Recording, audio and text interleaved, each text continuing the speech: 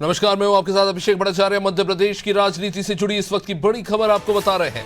कांग्रेस से इस वक्त की बड़ी आउटपुट निकलकर सामने आ रही है। एआईसीसी से मध्य प्रदेश में बड़ा फेरबदल देखने को मिल रहा है, जिसकी शायद उम्मीद नहीं की जा रही थी।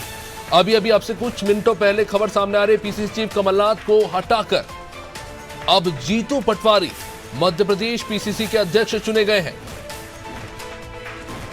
युवा नेता जीतू पटवारी हालांकि इस चुनाव में राव से हार गए थे, लेकिन अब उन्हें केंद्रीय नेतृत्व, कांग्रेस के केंद्रीय नेतृत्व ने बड़ी जिम्मेदारी सौंपी है और वो प्रदेश अध्यक्ष बनाए गए हैं। उनके साथ साथ उमंग सिंगार को नेता प्रतिपक्ष चुना गया है। जाहिर तौर पर एक बड़ा बदलाव देखने को मिल रहा है, जिसकी उम्मीद नहीं की जा रही थी। कांग्रेस ने बड़ा फैसला लिया है। अब से कुछ देर पहले एआईसीसी ने जो जानकारी साझा की है, उसके मुताबिक अब जीतू पटवारी के ऊपर बागडोर होगी प्रदेश संगठन की। मध्य प्रदेश में कांग्रेस संगठन की जिम्मेदारी अब जीतू पटवारी संभालेंगे। युवा नेता है और काफी एग्रेसिव नेता रहे हैं। हालांकि ये चुनाव उनके लिए अच्छा नहीं रहा, लेकिन फिर भी कांग्रेस ने उन पर भरोसा जताया है और उन्हें पीसीसी अध्यक्ष चुना है।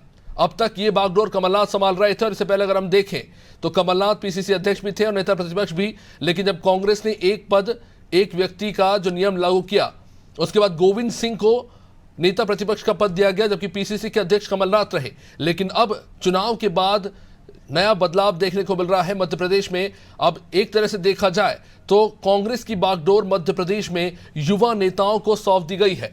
अब तक हालांकि माना जा रहा था कि शायद लोकसभा चुनाव तक कमलनाथ के पास ये बागडोर रहती, लेकिन जीतू पटवारी को ये जिम्मेदारी सौंपी गई है। और विस्तार से समझेंगे, हमारे साथ हमारे पॉलिटिकल एडिटर मनोज वर्मा हमारे साथ जुड़ चुके हैं। मनोज जी, बहुत ही अनएक्सपेक्टेड है शायद, क्योंकि हम ये उम्मीद कर रहे थे कमलनाथ शायद लोकसभा चुनाव तक पीसीसी की जिम्मेदारी संभालते मध्य प्रदेश में, लेकिन कांग्रेस ने ये बड़ा फैसला लिया। इसे आप किस तरह से देख रहे हैं?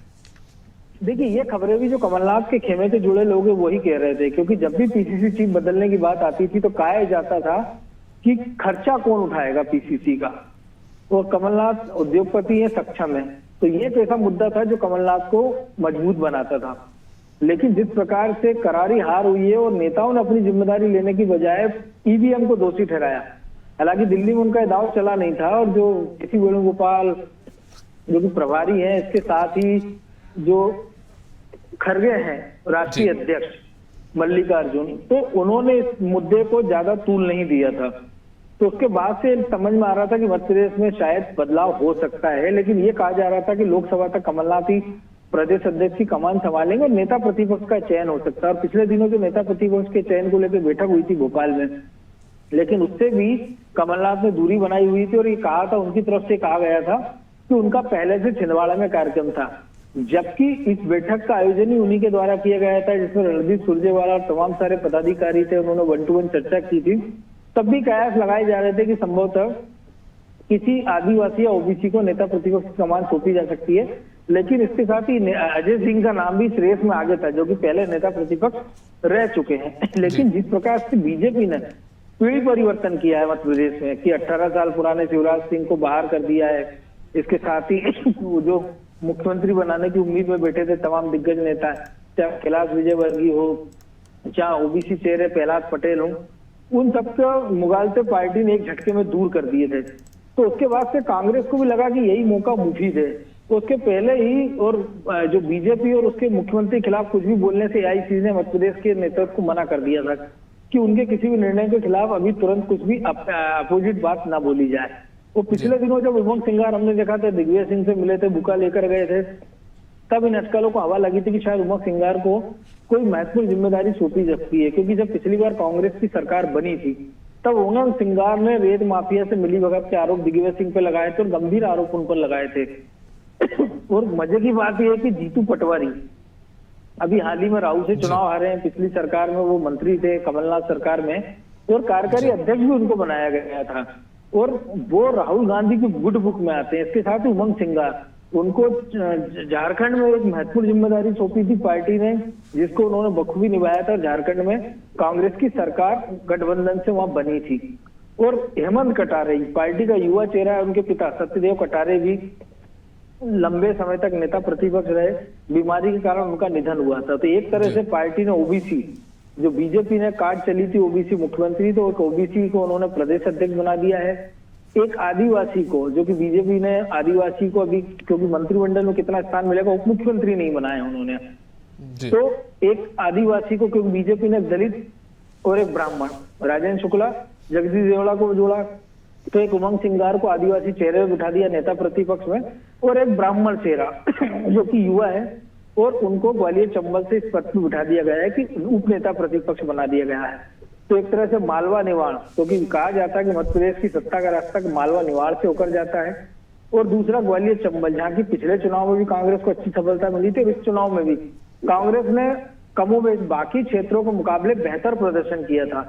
तो मुझे लगता है इन तीनों क्षेत्रों को साधने का प्रयास किया, और सबसे बड़ी बात है कि जो मध्य प्रदेश में कई दशक से माधवराव सिंधिया के जाने के बाद से जो कब्जा था पूरी कांग्रेस पर, दिग्विजय सिंह का और कमलनाथ का, दोनों छोटे भाई बड़े भाई की भूमिका में थे, टिकट उनकी पसंद के बढ़ते थे, और कहा जाता था इन्हीं के एरोगेंसी के कारण मध्य प्रदेश में कांग्रेस की 1.5 साल पुरानी सरकार चली गई थी। तो अब दोनों को संदेश दिया गया है, क्योंकि ना तो नकुलनाथ को कोई महत्वपूर्ण जिम्मेदारी सौंपी, हालांकि वो छिंदवाड़ा से फिलहाल में सांसद हैं, लेकिन दिग्विजय सिंह के बेटे जयवर्धन, जो कि दूसरी बार के विधायक हैं, सौम्य छवि के माने जाते हैं, और इस बार मुश्किल वो 4,500 वोट से अपना चुनाव जीते हैं, लेकिन उनको कोई महत्वपूर्ण जिम्मेदारी फिलहाल नहीं दी गई है। तो एक तरह से खास तरह का एक संकेत है कि जो परिवारवाद पट्टावाद की राजनीति कांग्रेस में अभी तक हो रही थी, उससे किनारा करने का प्रयास किया। ये बात हो रही है कि जिन लोगों पे दाव लगाया गया है कि उमंग सिंगार के खिलाफ कई सारे गंभीर आरोप लगे थे, उनकी पत्नी ने आरोप लगाए थे उनके खिलाफ, उनकी एक जो कथित रूप पे प्रेमिका थी, उन्होंने उमंग सिंगार के बंगले में फांसी लगाकर आत्महत्या कर ली थी। इसी तरह एक रेप केस का आरोप हेमंत कटारे पर भी लगा था, लेकिन इस बार भी हमने देखा उपचुनाव वो हार गए थे, लेकिन इस बार चुनाव में उन्होंने फिर अरविंद भदौरिया, जो कि बीजेपी के दिग्गज नेता हैं, कैबिनेट मंत्री थे पिछली शिवराज सरकार में, उनको हराया था। तो तीनों युवा चेहराओं पे एक तरह से कह सकते हैं पार्टी ने दाव लगा के अपने भविष्य के लिए एक संकेत दे दिया कि कांग्रेस अब युवा चेहरों के साथ आगे बढ़ेगी, और इसका लोकसभा चुनाव में कांग्रेस को कितना फायदा मिलेगा इस पर नजर रहेगी। निश्चित रूप से मनोज जी, हम देख रहे थे कि दिग्विजय सिंह, जब बात हो रही थी चुनाव से पहले कि जिन सीटों पर बीजेपी मजबूत है वहां पर जाकर कांग्रेस जो एग्रेसिवली प्रचार कर रही थी, पर हमने ये देखा कि जिन सीटों पर कांग्रेस सालों साल जीतती आ रही थी, 20, 25 या 40 सालों से, हमने गोविंद सिंह को देखा कि वो इतने सालों से जीतते वो हार गए, जीतू पटवारी हार गए, बड़े बड़े कद्दावर नेता हार गए, कुणाल चौधरी है ना, ये सब हारते चले गए। कुणाल चौधरी उसके बाद विधायक थे, लेकिन केपी सिंह छठी बार चुनाव मैदान में थे, लेकिन हुआ यह था कि पिछोर से उनको शिवपुरी भेजा गया, और ये नतीजा हुआ कि वो वहां से भी चुनाव हार गए, पिछोर की भी सीट कांग्रेस ने गवा दी और शिवपुरी की भी। और पिछली बार भी हमने देखा था कि जब अरुण यादव निमाड़ से थे प्रदेश अध्यक्ष, तो बीजेपी से नंद कुमार सिंह चौहान निमाड़ से बीजेपी के प्रदेश अध्यक्ष थे, और अब इत्तेफाक है, आप देखिए कि मालवा से ही मुख्यमंत्री उप मुख्यमंत्री है, और मालवा और निमाड़ से ही कांग्रेस की ओर से नेता जो प्रदेश अध्यक्ष है जीतू पटवारी और नेता प्रतिपक्ष उमंग सिंगार आ रहे हैं। यानी हम कह सकते हैं कि मालवा निवाड़ पर दोनों पार्टियों का पूरी तरह से फोकस बना हुआ है।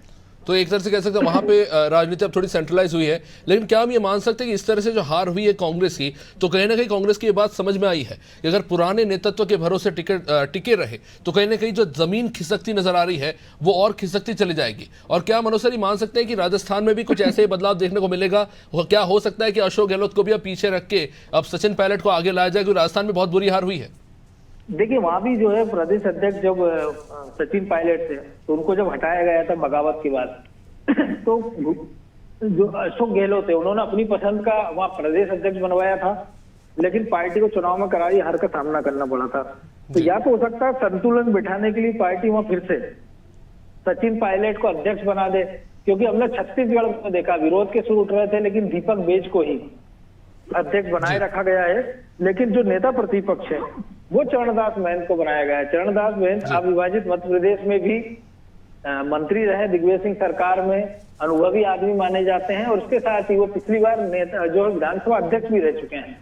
तो उनको पता है कि सदन के अंदर चूंकि संख्या भी कम है, तो एक संदेश दिया गया है छत्रपति को कि भूपेश बघेल हो, अशोक गहलोत हो, कमलनाथ हो, दिग्विजय सिंह हो, कि उन्होंने चुनाव में केंद्रीय नेतृत्व की एक ना सुनी, अपने हिसाब से पूरे संगठन को चलाने का प्रयास किया, जिसका नतीजा ये रहा जी कि जिस मध्य प्रदेश में कांग्रेस की सरकार बनने की संभावना थी वहां पर सिमट कर रह गए 66 सीटों पर, और राजस्थान में उनकी सत्ता चली गई, छत्तीसगढ़ में उनकी सत्ता चली गई।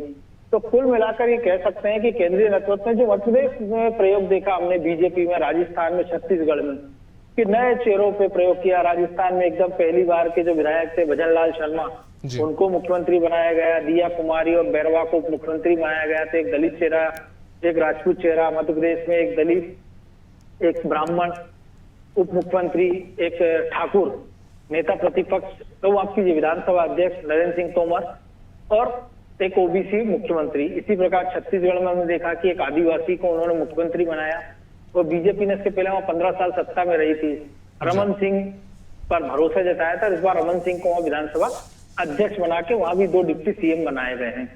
तो एक अरुण साहब जो प्रदेश अध्यक्ष है, उनका नाम भी शामिल है। तो पीढ़ी परिवर्तन का दौर कांग्रेस ने देखा कि जिस प्रकार बीजेपी में बड़े आसानी से हो गया था, तो यही मौका कांग्रेस को लगा कि अब उसके पास खोने के लिए कुछ नहीं है। क्योंकि इन तीनों राज्यों की हम बात करें तो राजस्थान में पिछली 2 चुनाव से कांग्रेस 25 की 25 लोकसभा सीटें हार रही है। मध्य प्रदेश में हमने देखा था पिछले के लोकसभा में कांग्रेस को 29 में से केवल 2 सीट मिली थी, गुना और छिंदवाड़ा, और इस बार हमने देखा कि वो गुना सीट भी हार गए थे, केवल छिंदवाड़ा सीट उनके हाथ लग पाई थी। जी। और इसी तरह हमने देखा छत्तीसगढ़ में पिछली बार 11 में से बीजेपी ने 9 लोकसभा सीटें जीती थी, और कांग्रेस के खाते में 2 ही सीटें आई थी, सरगुजा बस्तर। लेकिन इस बार भी बीजेपी ने हमने देखा कि वहां पे बस्तर और सरगुजा की कमोबेश 90% विधानसभा सीटें जीत ली और बम्पर बहुमत से सरकार बनाई है। तो कांग्रेस के समझ में आ गया है कि पिछली बार जब तीनों राज्यों में उनकी सरकार थी, बावजूद उसके भी वो लोकसभा में उनको करारी हार का सामना करना पड़ा था। तो कांग्रेस को ये पता है कि अब खोने के लिए उनके पास कुछ नहीं है। अगर 1, 2, 4 अतिरिक्त सीटें जीतते भी है तो उनके लिए फायदेमंद रहेगा। तो उनको लगा कि यही एक मौका है कि बीजेपी ने जिस आसानी से अपने 15-15 साल पुराने, 2-2 दशक पुराने छत्रपों से पीछा छुड़ाया, या कह सकते हैं उनको किनारे लाके नए नेतृत्व को सामने लाए हैं। तो ये एक मौका था उनके सामने कि बीजेपी भी ऐसा कर रही है तो कांग्रेस भी ऐसा कर सकती है।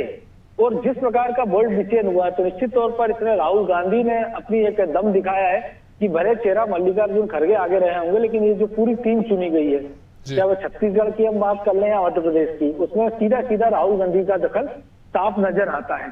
और अब ये फैसला कांग्रेस ने कर तो लिया है, लेकिन अब कठिन चुनौती ये होगी कि लोकसभा चुनाव में ज्यादा वक्त नहीं है, और अभी चूंकि अब अध्यक्ष बदले गए हैं, तो कमलनाथ का इस्तीफा हो गया है, और संभवतः उनको इसकी भनक थी, तो वो पहले ही विदेश यात्रा पे निकल गए थे। दुबई में खबरें आ रही कि वो दुबई में हैं।